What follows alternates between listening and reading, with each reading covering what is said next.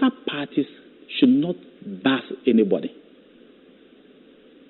That is to say that if you want to register as Evans Mensah, move to the polling station as an individual who's more than 18 years of sound mind, who's qualified to register, and register.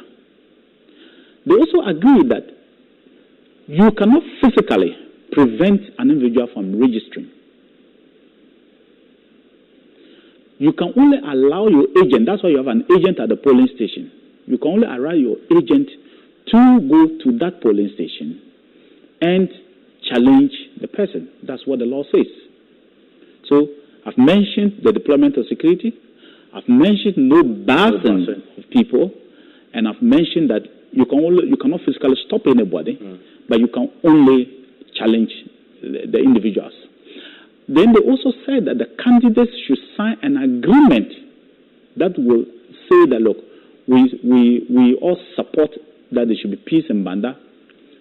We have all committed to bringing peace in Banda, and we shall ensure that between now and December 7th, there will be peace. That's what RESEC did. These were the recommendations of RESEC, and they all signed to it. So, why did they do that? Both parties were buzzing people.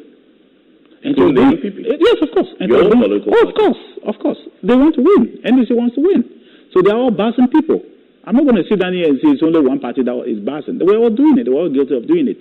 And that is the brief I had from the military. So the military, in briefing the Regional Security Council, they said, look, okay, we are putting a stop to buzzing because it's one of the biggest problems that we are going to face with that. So they did that. Now, what I said in Katia did yesterday was wrong. What did you do wrong? Because I saw about 2 or 3 cars behind him with people loaded. They did not even respect the protocols, the COVID protocols. And they were apparently moving to the radio station to register in disregard of what RESEC said. And remember that the first agreement was that RESEC should deploy security. So RESEC actually deployed security, the soldiers and the police, to go there and implement their orders. Well, Asiodun Ketia himself has been responding to the pronouncements of the defense minister that he was violating an agreement that both the NDC and the MPP had signed on to on the back of consultations and negotiations led by the Security Council. This is him speaking on Election Brief today. Yes, people were in Kia trucks and some were in Kia. Very well. Yes, that is true. But you see, you need to understand that a member of parliament is speaking the way that minister is speaking. What is the understanding of backing according to the electoral laws?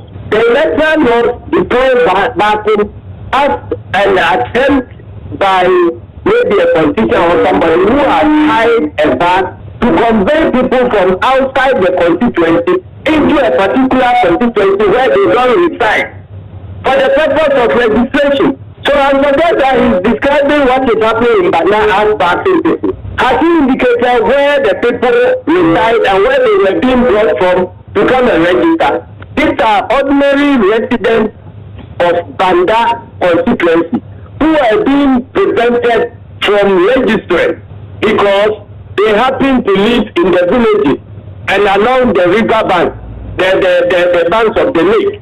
So FPP, with the support of the military, have been mounting roadblocks to prevent people from coming to register from the banks of the lake because they are seen to be Bulgarians and are believed to the adherents of NDC. That is the story, the simple and short. And it is because of this, attempts to block some of them that led into a student being stabbed to death. The security services are not doing anything to apprehend the culprits of that murder. And in fact, when some succeed in coming to legislation centers, they are physically pulled from the queue, alleging that they are to the list. That was the report that sent me there.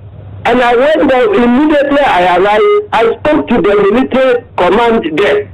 And they disputed all those claims. I spoke to the police command there. They disputed all those claims.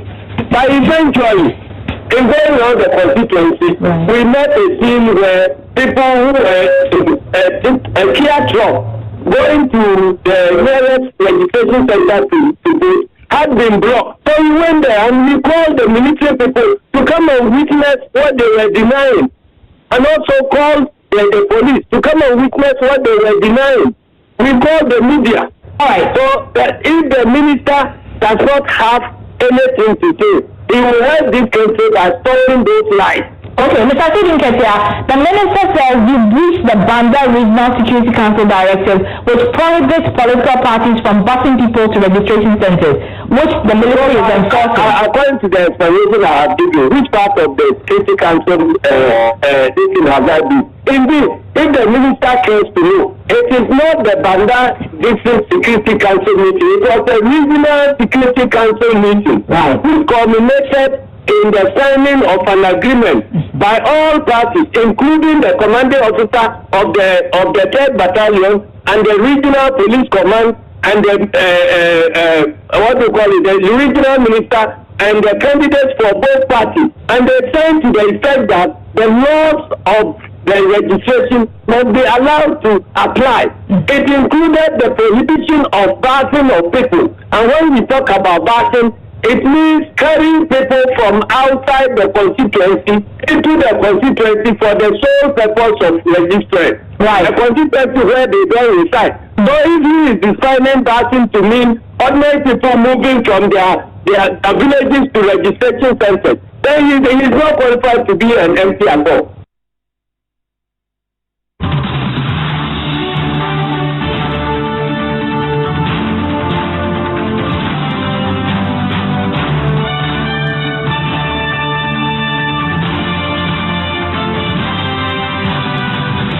Shortly, I'll take you to the Volta region when the MPP have been holding a press conference after a marathon meeting, claiming to have evidence to show that the NDC is actually busing people into that particular part of the country. I want to bring in the chairman of the Defense and Interior Committee in Parliament on the back of the press conference today by his minority friends who are incensed by what is happening and threatening to invoke and trigger a vote of censure to remove the defense minister. Thank you, Mr. Seto Champon, for your time here on Top Story. I wonder whether your committee have had any briefings on the exact role the military is playing in the registration exercise that has been going on for the last few weeks.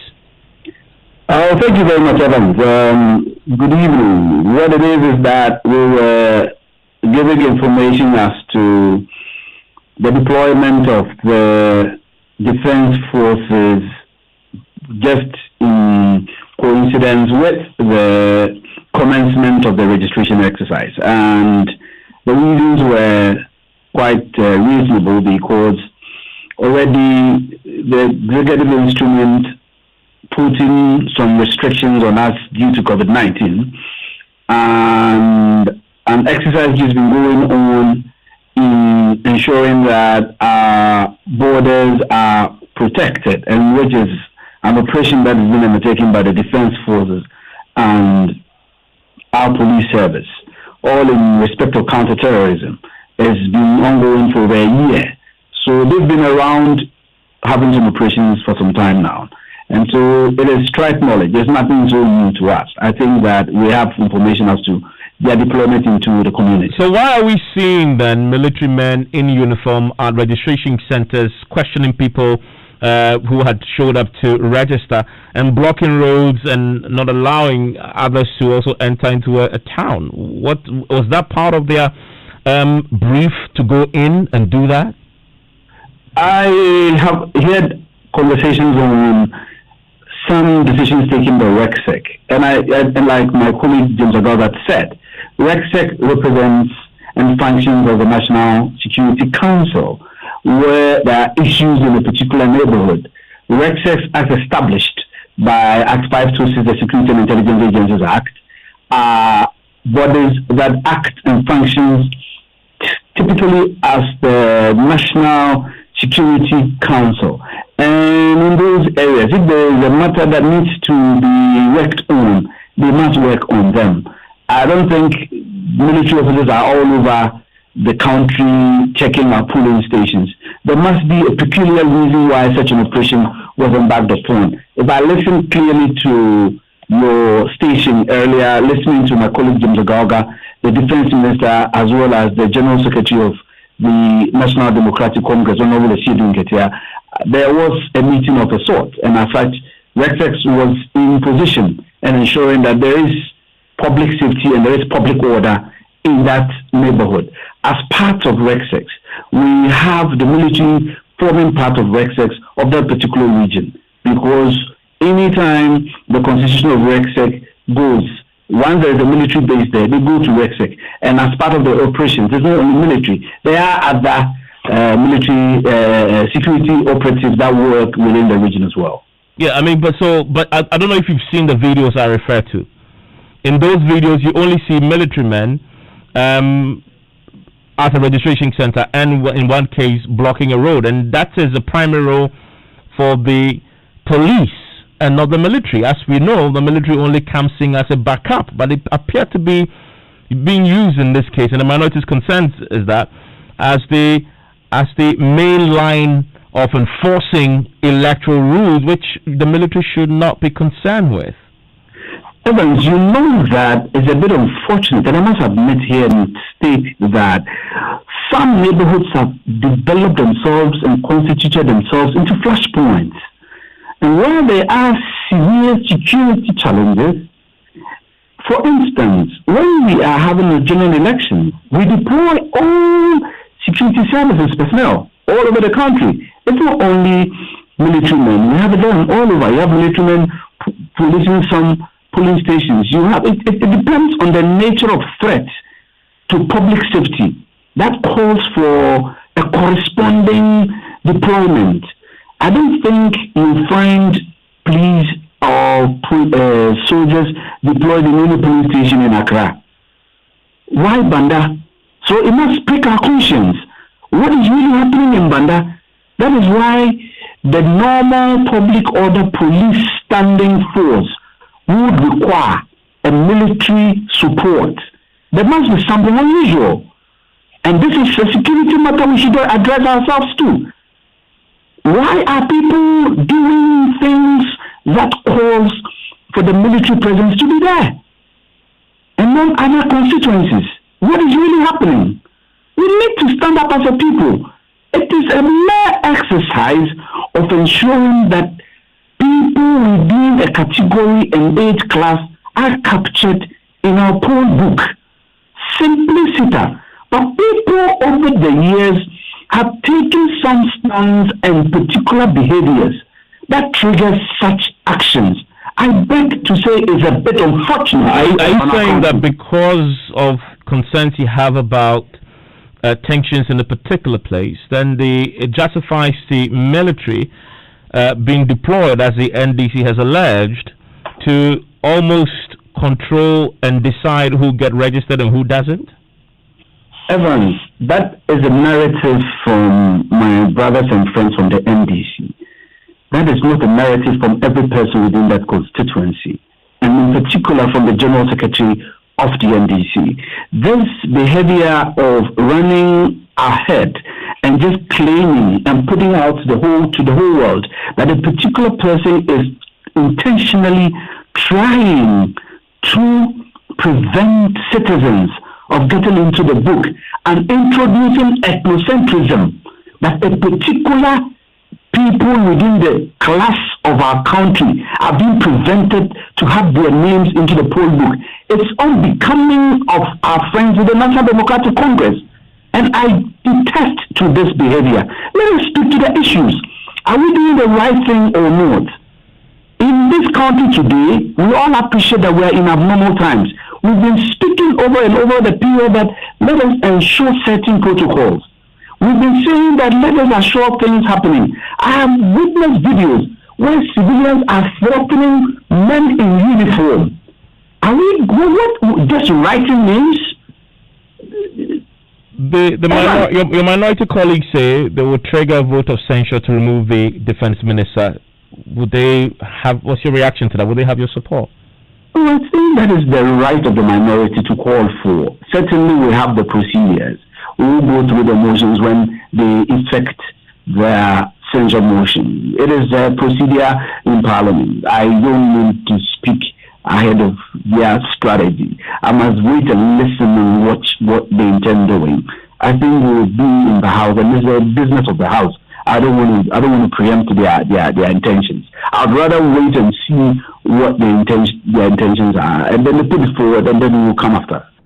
That is Seth Ichampon. Seth Ichampon is the chairman of the Defence and Interior Committee in Parliament. Well, the Electoral Commission has been responding to these concerns about foreigners being barged in to register. Now, the Commission says it will expunge the names of these foreigners from the register once it's complete. It revealed today at a news briefing that he has so far exceeded its target of 15 million voters. There's so far been, of course, reports of these security agencies preventing some persons from registering. The Commission says only Ghanaians will be allowed to register, and once the process wraps up, they will trigger the tools they have at their disposal to fish out individuals based on complaints and remove them from the register. Listen to Madam Evans Mensah, who's chairperson. Those who must determine who leads this country must be Ghanaians. And as a commission, it is our duty to ensure that the register reflects Ghanaians and Ghanaians only, and Ghanaians who qualify to vote in the election.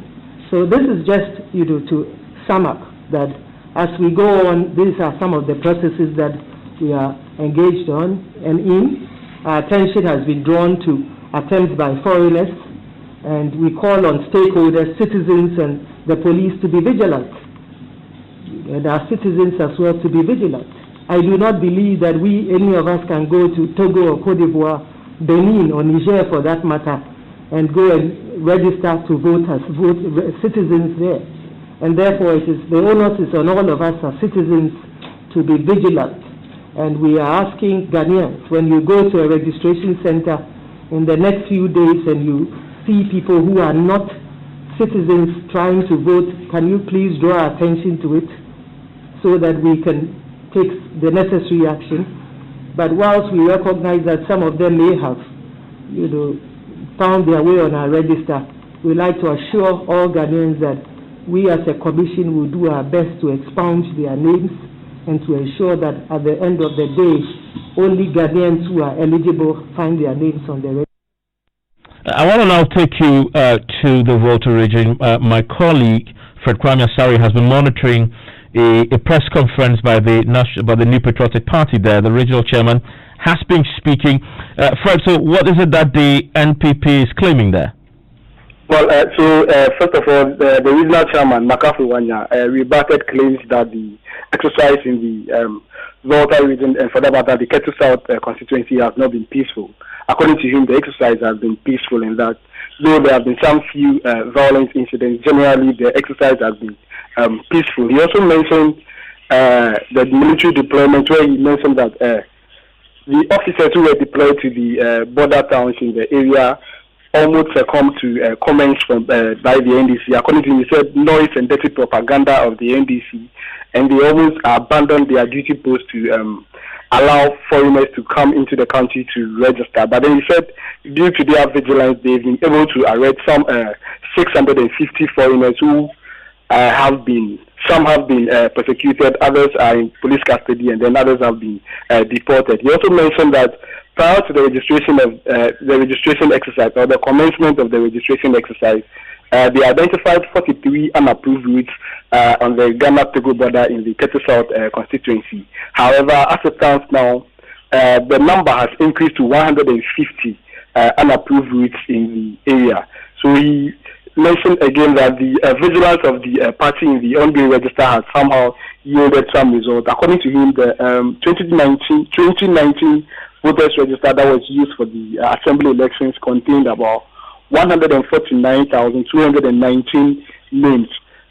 However, as it stands now in the ongoing voters register, he mentioned that 132,428, let me take that again, 132,428 persons have been able to register. So this says vindicates the NPP stance that the 2012 voters register was overly bloated. Fred, thank you very much. Now, there's no way you'll run out of things to do during this lockdown because Vodafone has got you sorted with too much data. Now, double the data at the same price. So, whether you are taking an exciting masterclass or binge watching Netflix series or bringing a party to Zoom, you now get too much data for the day and too much bonus for midnight till 4 a.m. That's even more fun and way more than you are paying for. Dial star 700 hash to get 3 GB data for 10 CDs. 8 GB data for 20 CDs and 20 GB data for 50 CDs bundles. Stay home and stay connected with Vodafone because with too much data, there's almost nothing you can't do.